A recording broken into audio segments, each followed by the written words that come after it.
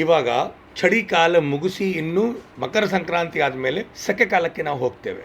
ದೇಹದಲ್ಲಿ ಕಫ ಎಲ್ಲ ತುಂಬಿದಿತ್ತು ಚಳಿದ್ರಿಂದಾಗಿ, ಅದೆಲ್ಲ ಬ್ಲಾಕ್ಡ್ ಆಗಿ ವಿಶೇಷವಾಗಿ ನಮ್ಮ ಇಲ್ಲಿ ಗ್ಲ್ಯಾಂಡ್ಸ್ ಅಲ್ಲಿ ಅಕ್ಯುಮುಲೇಟ್ ಆಗತ್ತೆ. ಸೊ ಇದು 90% ಜನರಿಗೆ ಇವಾಗ ಗಂಟಲ್ಲಿ ಫುಲ್ ಸ್ವೆಲ್ಲಿಂಗ್, ಅದನ್ನು ಹಿಡಿದು ಗಲಗಂಡ ಆಯುರ್ವೇದದಲ್ಲಿ ಆಚಾರ್ಯ ಹೇಳ್ತಾ ಇದ್ದಾರೆ. ಈ ಒಂದು ಎಲ್ಲ ಗಲಗಂಡ ಆದರೆ ಟಾನ್ಸಿಲ್ ಬಂದರೆ ಮಕ್ಕಳಿಗೆ ವಿಶೇಷವಾಗಿ ಎಲ್ಲರಿಗೂ ಆಗ್ತದೆ ಈ ಟೈಮಲ್ಲಿ.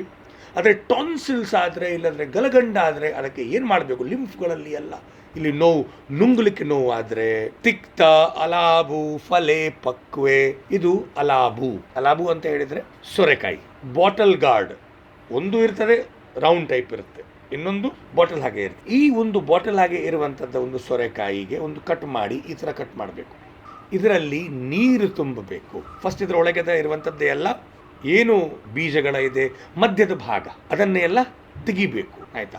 ಅದನ್ನು ಎಲ್ಲ ತೆಗೆದ ಮೇಲೆ ಏನು ಜಾಗ ಸಿಗ್ತದೆ ನಿಮಗೆ, ಅದರಲ್ಲಿ ಕುದಿಸಿದ ನಂತರ ತಣ್ಣಾಗಿದೆ ನೀರು, ಅದನ್ನು ಇದರೊಳಗೆ ತುಂಬಬೇಕು, ಆಯಿತಾ?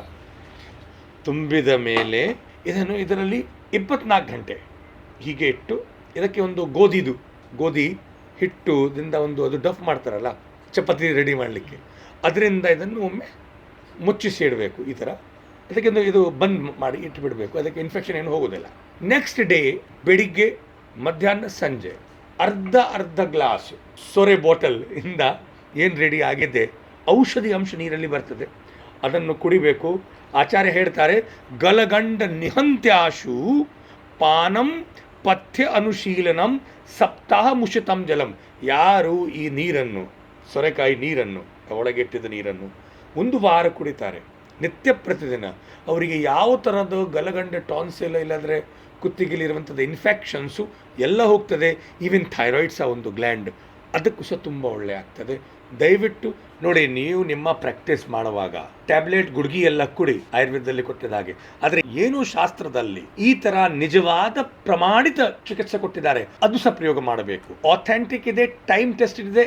ಆ ಕಾಲದಲ್ಲಿ ಅವರು ಇದನ್ನು ಎಲ್ಲ ರಿಸರ್ಚ್ ಮಾಡಿ ಎವಿಡೆನ್ಸ್ ಬೇಸ್ಡ್ ಡಾಕ್ಯುಮೆಂಟೇಶನ್ ಕೊಟ್ಟೋಗಿದ್ದಾರೆ. ಯೋಗರತ್ನಾಕರದ ಗಂಡಮಾಲ ಚಿಕಿತ್ಸೆದು ಇದು ರಿಫರೆನ್ಸ್ ನಾನು ನಿಮಗೆ ಕೊಟ್ಟಿದ್ದೇನೆ.